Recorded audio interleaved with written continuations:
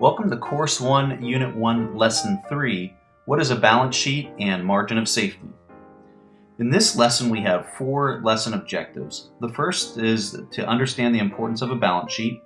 The second is how do you determine the equity of a business.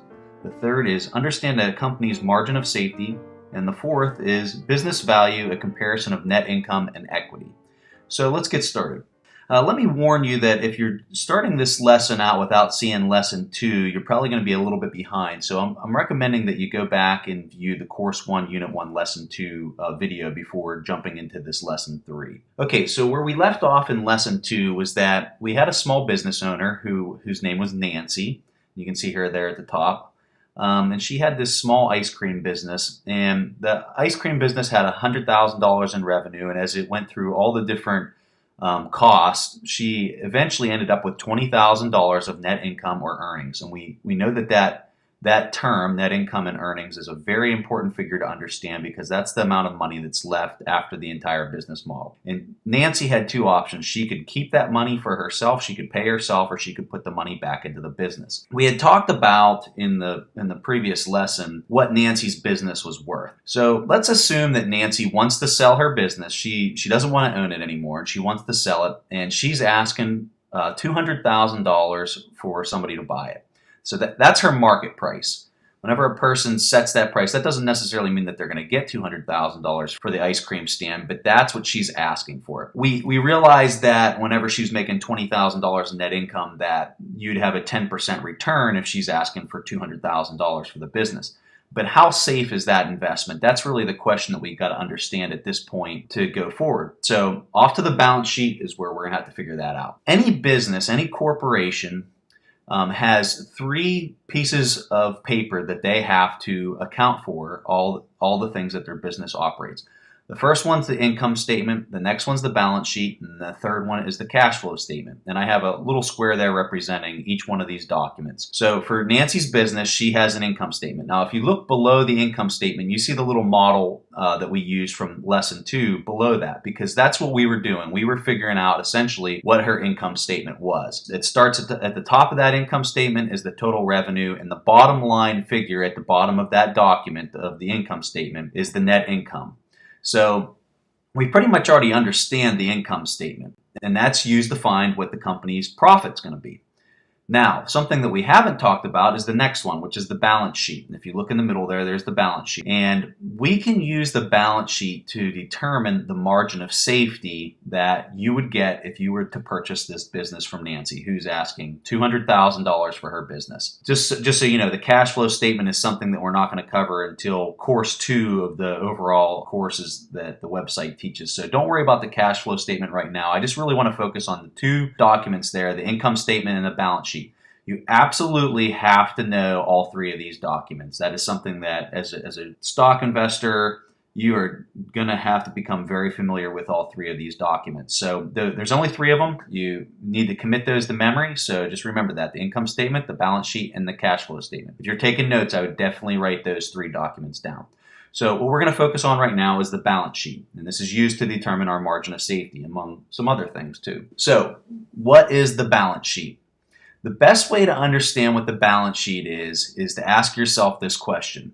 What would happen if the business would liquidate right now? Okay, now I use the fancy term there, liquidate, but all liquidate means is that you're going to basically turn the entire company into cash, meaning you're going to end it, you're going to kill it. That's another word for liquidate, is that you're going to kill the business. If she was going to liquidate her business, what is it worth right now? Not 10 days from now, not 10 days ago, it's right now. That's how you have to look at that estimate. So in order to do that, you have to basically sum up all of your assets, sum up all of your liabilities, and then the difference when you subtract the liabilities from the assets is your equity. So let's demonstrate that. So here what I did is I just took a very generic balance sheet for Nancy's business, her ice cream business. And on the top, you can see I have the total assets. Okay, so I'm going to go through these real quickly. The cash in the account. So Nancy has a corporate bank account that's different than her personal bank account. And in that bank account, she has $3,000 on hand. Her ice cream stand, let's just say the ice cream stand is worth $10,000. Let's say the ice cream machine, let's say she has a real fancy ice cream machine inside and it's worth $5,000. The supplies that she has on hand right now is $1,000, and the land that she bought to put her little ice cream stand on is $25,000. So when we sum up those assets, it's $44,000. So now let's look down at the total liabilities. So the first thing we see is the salary owed to her employee of $2,000. So she has to pay that out. She hasn't paid her yet. The next thing is the ice cream stand itself. Now you'll notice that I listed the ice cream stand up in the assets, and I also listed the ice cream stand in the liabilities. On the top, it's $10,000. On the bottom, it's $9,000. The reason that the ice cream stand is listed twice is because she hasn't paid for the ice cream stand. So although the ice cream stand is worth $10,000, she's only paid off $1,000 of it. So she only owns $1,000 of that ice cream stand. The other $9,000 she either owes to the bank or whoever lent her the money in order to buy it. So we just learned something about Nancy's ice cream stand here, is that she doesn't necessarily own that stand itself. She only owns $1,000 of it, of the whole $10,000 worth of the ice cream stand. So then we look at the ice cream machine, and we have the same exact thing. The machine might be worth $5,000, but $3,000 of that is still debt because Nancy doesn't own the ice cream machine. She took out a loan in order to buy it. So she owns $2,000 of the $5,000. Okay, and then we look at the land. So she would have bought that plot of land and the land is worth $25,000 is what she's listing it for. But she still owes $23,000 on that land. So she's only paid off $2,000 on that land. So when we sum up all of her liabilities, we see that Nancy owes $37,000 on this ice cream stand. So what we got to do is we just take the assets, we take those total assets, we subtract the total liabilities, and we see that Nancy's equity in this business, and the equity is just the difference between those two, is $7,000. So this sheds a whole lot of light on Nancy's ice cream stand. You know, it might be making $20,000 a year in profit, but the only thing it's worth on the books right now, which is her balance sheet, if you look up in the top left there, the balance sheet, the equity is only $7,000 on this business.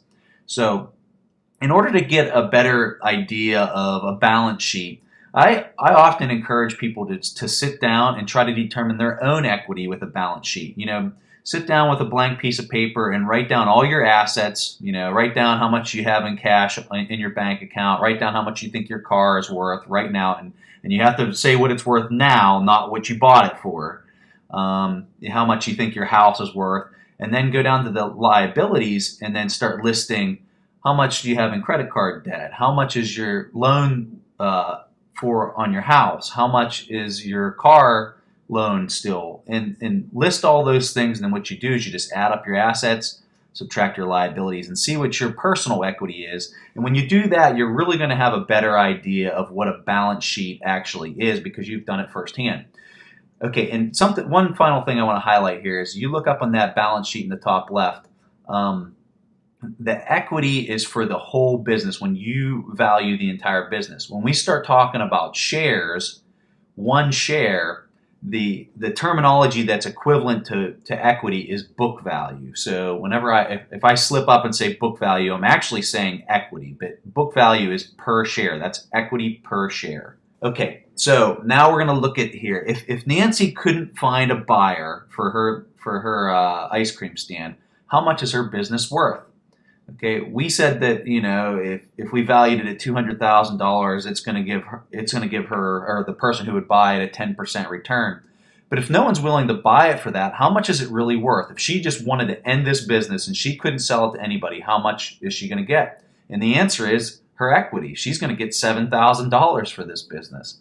So you saw a business that went from, you know, her trying to sell it for maybe $200,000, but if she can't find a buyer and she just wants to kill the business and sell her ice cream machine and pay off her debts and all that, she's only going to have $7,000 left at the end of the day. So this difference between what the market price of what a person's asking for and the actual equity that's sitting in the company, that difference is the risk. That's the margin of safety. And this was Benjamin Graham's big thing, which we learned was Warren Buffett's professor at Columbia. His big thing was margin of safety. If a business didn't have a substantial amount of safety between what the market price was and what the equity was, he was very hesitant to ever buy a company. So like in this scenario, the equity is actually 3.5% of what the market price is. And you know, that's no safety at all, because let's say you'd buy this business for $200,000. Let's say you bought it. Okay. There you are with your ice cream stand, and it's making that net income that you saw, which was $20,000. And as it's making that, all of a sudden your employee quits and sales start decreasing, and all of a sudden you're not making money anymore and you have to sell the business. What is the business worth? Well, it's worth the equity.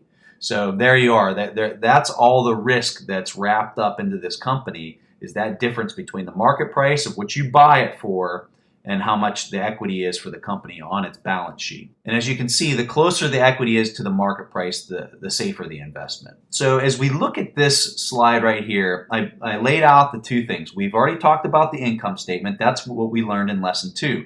And now you see the balance sheet, which we learned about in this lesson. So the net income off of the income statement was $20,000 a year. Therefore, if you're buying that business for $200,000, you can expect a return of 10% on your money. But that's only if the business operates like it's supposed to. That's if all the customers keep coming. That's if all your employees don't quit or change. That's if your ice cream machines never break, or you don't run into any issues, you don't have any lawsuits, any of that stuff. Okay, that's what the business would be worth. But as we go over there and we look at the balance sheet, and the equity is only $7,000, that is a lot of risk that you have. And so the margin of safety is really low on this investment. The equity is 3.5% of the market price. So you're looking for something that would have equity. If the equity in the business was $150,000 and your net income was $20,000, you'd probably have a very easy time, asking $200,000 for the business. But in this case, I think she's going to have a very hard time finding a buyer at $200,000 when there's only $7,000 of equity in the business. Okay, so I'm going to quickly jump ahead. The thing I really wanted you to get out of this was understanding what the term equity was, and also understanding what margin of safety was. So if you got that out of this lesson, that's what we're really shooting for. I'm just going to give you kind of a glimpse of what's to come ahead here. So if this confuses you, don't worry about it. Just go to the next lesson and you should be fine. Okay, so if you remember from lesson 2, I want you to look at the $20,000 in net income. I told you that the owner has the option to do two things. They can either pay themselves, or they can put that money back into the business. And if she pays herself, that's a dividend when you're dealing with stocks. And when you put that back into the business, I said that it could potentially be retained as earnings. So when we look at this, I put the balance sheet off to the right-hand side there. Let's assume that Nancy took that $20,000 and she was putting it back into the business opposed to paying herself. You would actually see her equity, hopefully, if she's making wise decisions by paying off her debt at this point based off her balance sheet. You would see that her equity would increase by that $20,000 if she's making payments straight to her debts. So that's what you'd like to see. So did her earning power increase by very much? Maybe a little bit, because she might have made some wise investments in maybe a new machine or whatever. But generally speaking, she's probably going to still be making about $20,000 a year. But what did change is that her equity would have probably gone from $7,000 up to $27,000 if she put all of it in there through 1 year's period. So what she would have done is she would have reduced her risk. She would have increased her margin of safety because her equity would have increased in the business. But her net income would probably still be generally close to the same. So that's something to kind of look at. And if you didn't understand that, that's fine. You're going to get plenty more as we go along. So that's just something to think about as we're looking at this scenario very early on. We can already start to see how some of this stuff is going to be playing out. So the 4 things that we learned in this lesson, we learned about understanding the importance of a balance sheet, and we understood how to determine the equity of a business. We understand the company's margin of safety, and we understand the business value, a comparison of the net income to the equity. So I hope you learned a lot, and I'll see you guys in the next lesson.